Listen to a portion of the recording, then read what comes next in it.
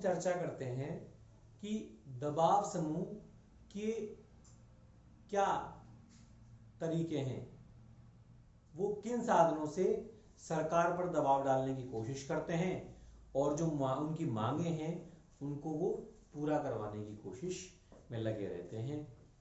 हम दबाव समूह के अर्थ और उनकी जो विशेषताएं हैं, क्या उनके लक्षण हैं, इनके बारे में चर्चा मैं पूर्व के वीडियो में आपसे कर चुका हूं। दबाव समूह और राजनीतिक दल में क्या अंतर है, इसके बारे में भी हम चर्चा कर चुके हैं। तो अब हम चर्चा करने वाले हैं दबाव समूह के क्या तरीके हैं जिनके माध्यम से वो व्यवस्था को प्रभावित करने की कोशिश करते हैं। दबाव समूह के तरीके।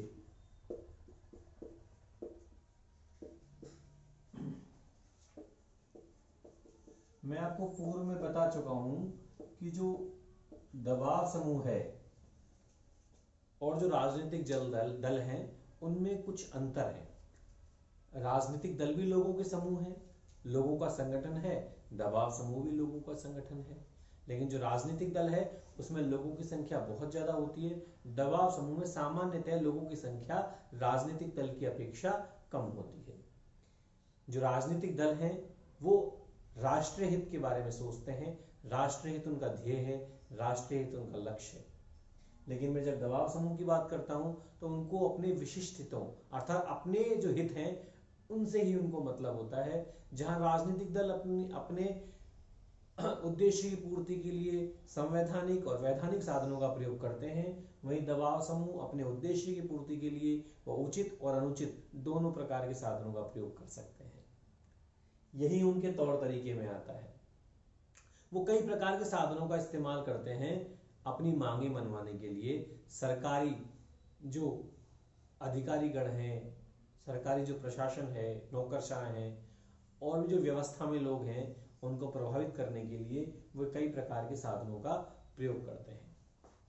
तो सबसे पहले हम बात करते हैं प्रचार एवं प्रसार। प्रचार प्रसार।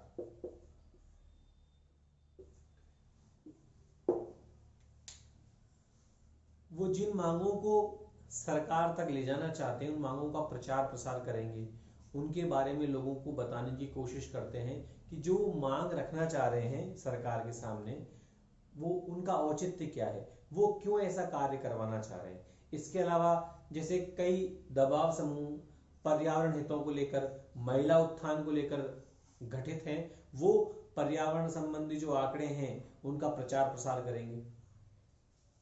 सरकार तक, प्रशासन तक ये बताने की कोशिश करेंगे कि वर्तमान में हमारे देश की इतनी भूमि पर वन है, इतने क्षेत्र वन क्षेत्रफल में आता है, तो इसको बढ़ाने के लिए हमें क्या किया जाना चाहिए। तो इससे संबंधित जो आंकड़े हैं उनका वो प्रचार प्रसार करेंगे। जो अपनी मांगे हैं उनको सरकार तक पहुंचाने के लिए वो प्रचार प्रसार का साधन का प्रयोग करते हैं। तो प्रचार प्रसार हो गया। दूसरा इसी में आ जाएगा आंकड़े प्रकाशित करना।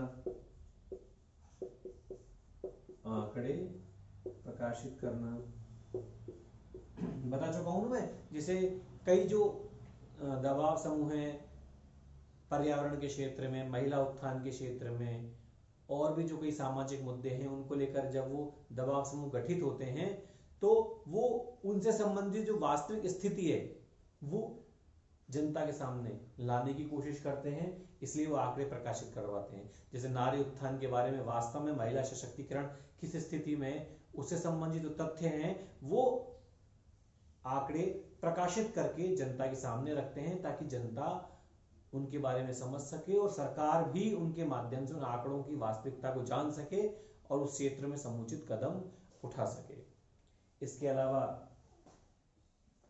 समय समय पर गोष्ठियां का आयोजन, गोष्ठियां, सम्मेलन, कॉन्फ्रेंसेस कई सामाजिक मुद्दों पर हम देखते हैं कि होते रहते हैं। जो उनकी मांगे हैं उनसे संबंधित समय समय पर सम्मेलन का आयोजन करना, गोष्ठियां, वर्कशॉप, इन आयोजन का उद्देश्य भी यही होता है जो दबाव समूह के द्वारा की जाती है, ताकि जो उनकी मांग है, जो उनके उद्देश्य हैं, उनके बारे में सरकार तक अप्रोच हो, पता लगे, लोगों को जानकारी हो, जिनके माध्यम से उनकी मांगों को समुचित रूप से सरकार तक पहुंचाया जा सके। लॉबिंग करना, लॉबिंग, ये बहुत वो तरीका इस्तेमाल करते हैं। कई लोग इस तरीकों को क्रिटिसाइज भी करते हैं। लॉबिंग,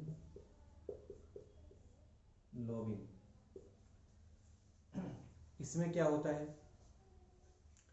लॉबिंग का मतलब है सरकार के प्रतिनिधियों को, जिनसे वो काम करवाना चाह रहे हैं, उनको अपने पक्ष में करने की कोशिश करना, और वो उनको अपने पक्ष में करने के लिए उचित अनुचित सभी प्रकार के साधनों का प्रयोग भी कर सकते हैं। लॉबिंग के अंतर्गत वो कोई मांग है, उदाहरण के लिए वो किसी विधानमंडल में उसे सामने संसद सदस्यों के सामने या विधानसभा सदस्यों के सामने वो मांग रखी जानी है, उस पर निर्णय किया जाना है, तो वो जो दबाव समूह जो इस मांगों को पूरा करवाना चाहता है, तो वो इसके लिए जो विधानमंडल के जो सदस्य हैं उनको प्रभावित करने की कोशिश करेगा, वो अपनी मांगों को उन तक पहुंचाने की कोशिश करेंगे। वो चाहेंगे कि जो विधानमंडल के सदस्य हैं उनकी मांगों पर समुचित और उनके पक्ष में कार्रवाई करें। इसके लिए वो सभी प्रकार के साधनों का प्रयोग कर सकते हैं, प्रदर्शन करना, हड़ताल करना, सत्याग्रह करना, भ्रष्टाचार करना, कोई लोभ या लालच देना, रिश्वत देना, बेईमानी, मतलब किसी भी तरीके से वो प्रतिनिधियों को प्रभावित करने की कोशिश कर सकते हैं।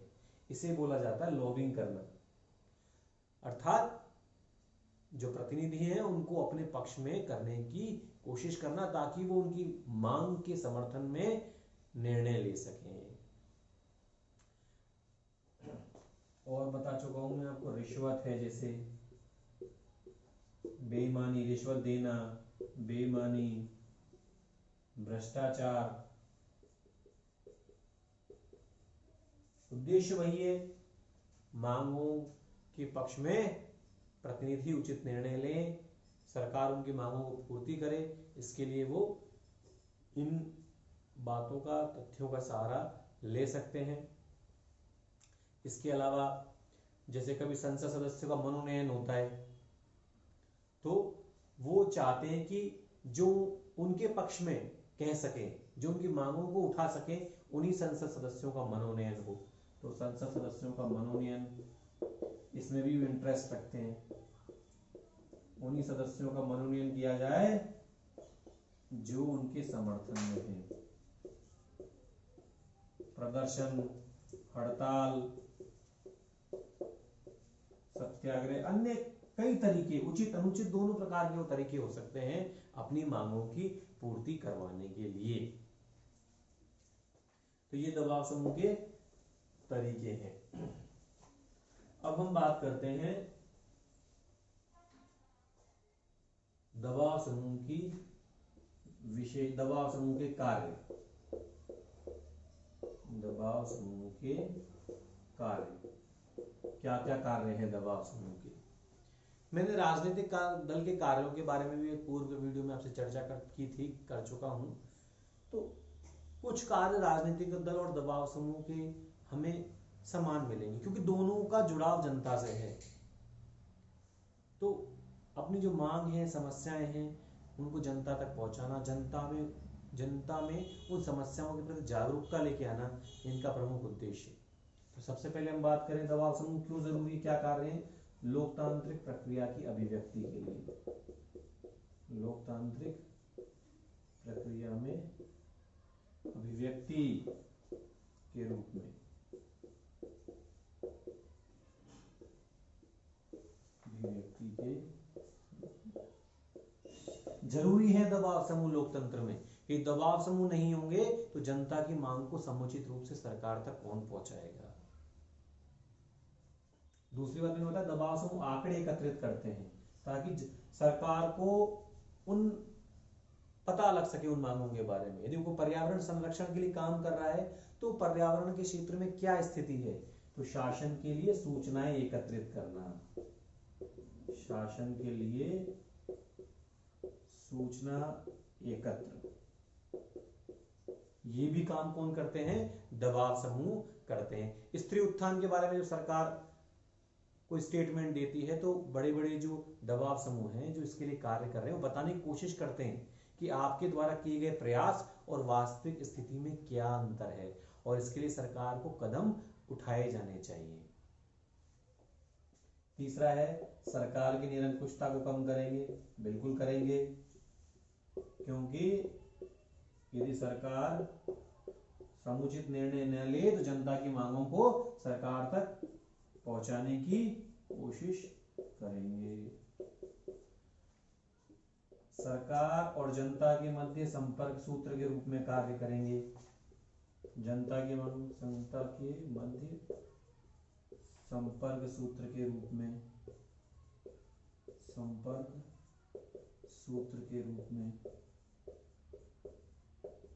भाई जनता की मांगों कहां तक पहुंचाएंगे? वो सरकार तक पहुंचाएंगे।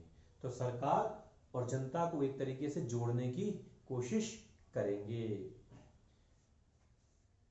विधानमंडल के पीछे विधानमंडल के रूप में, मैंने बता भी चुका हूं, विधानमंडल के पीछे विधानमंडल के रूप में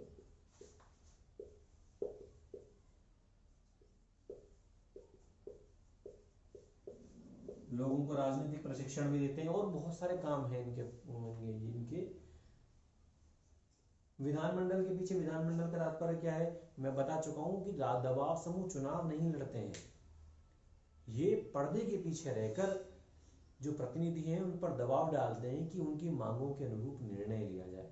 इसीलिए इनको विधानमंडल के पीछे विधानमंडल कहा जाता है। सरकार में प्रत्यक्ष रूप से शामिल नहीं होते, राजनीति में प्रत्यक्ष रूप से इन्वॉल्व नहीं होते, ये पर्दे के पीछे रहकर अपनी मांग पूर्ति के लिए ये कार्य करते हैं।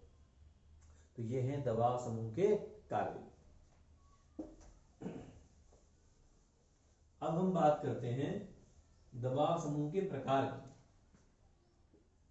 दबाव समूह के प्रकार।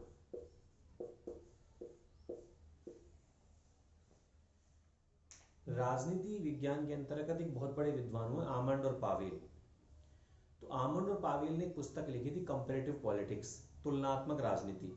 उसके अंतर्गत उन्होंने इस पुस्तक में दबाव समूह के कुछ प्रकार बताए हैं। तो इनको हम जानना जरूरी है।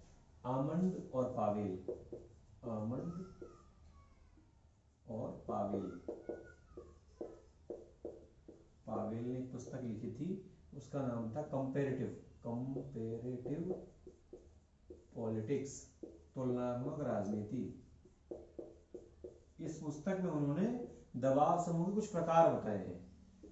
पहला बताया था संस्थागत, दूसरा बताया था सामुदायिक,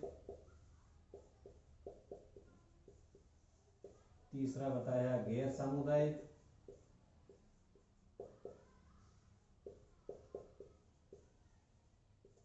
चौथा है हिंसावादी।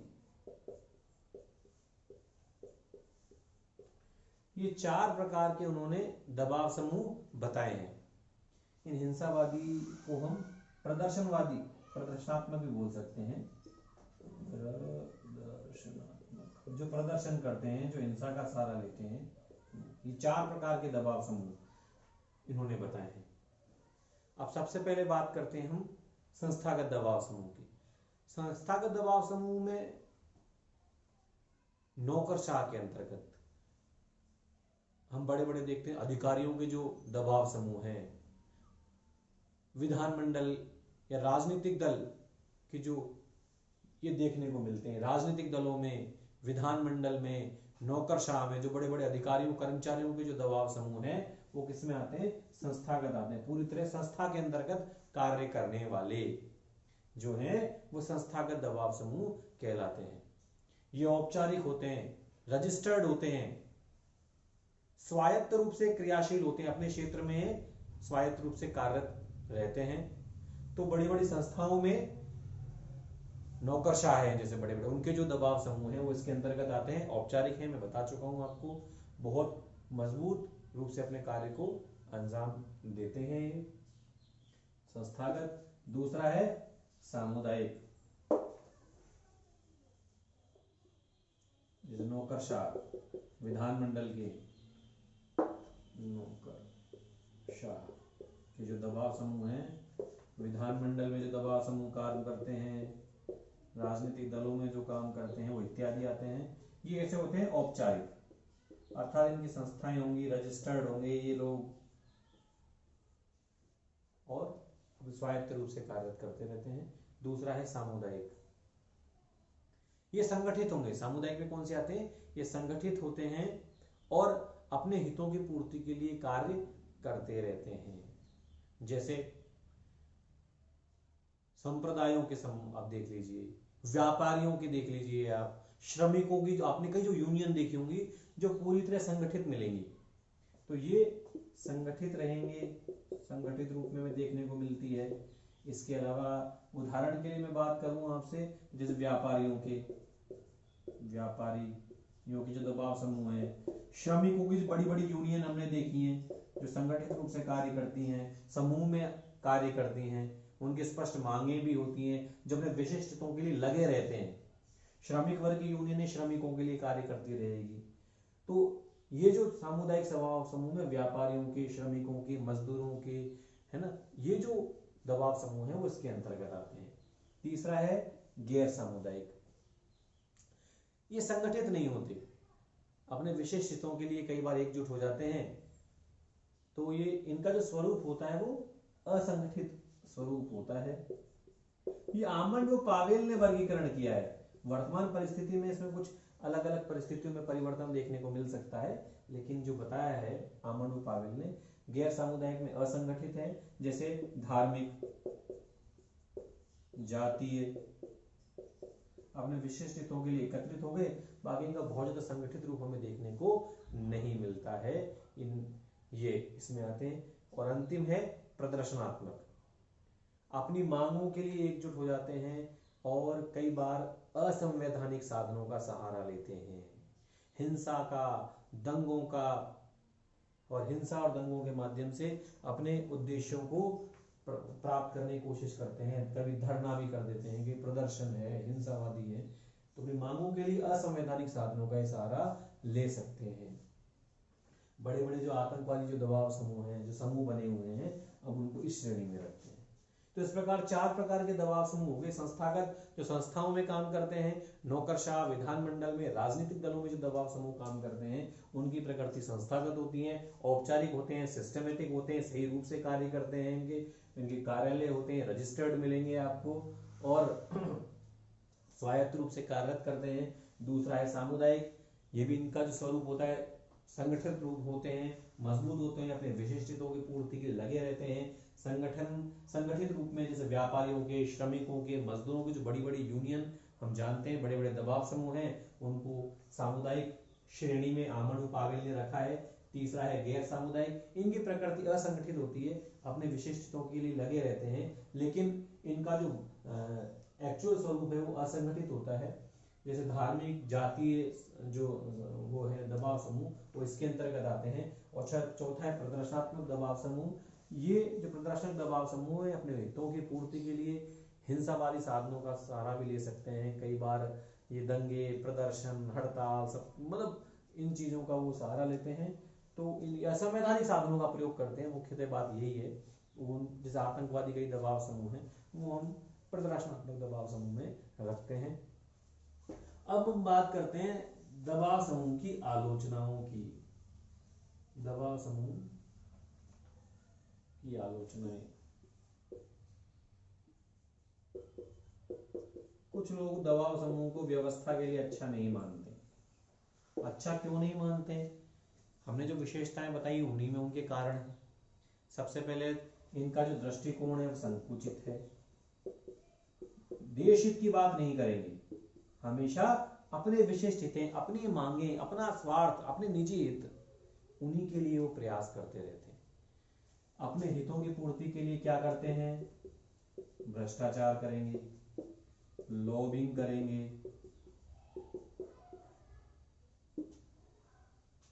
कभी हड़ताल, प्रदर्शन, तोड़ फोड़ इनका सहारा लेते हैं। तो कहीं न कहीं व्यवस्था को ये अव्यवस्थित करने का प्रयास भी कई बार इन्होंने किया है। इस वजह से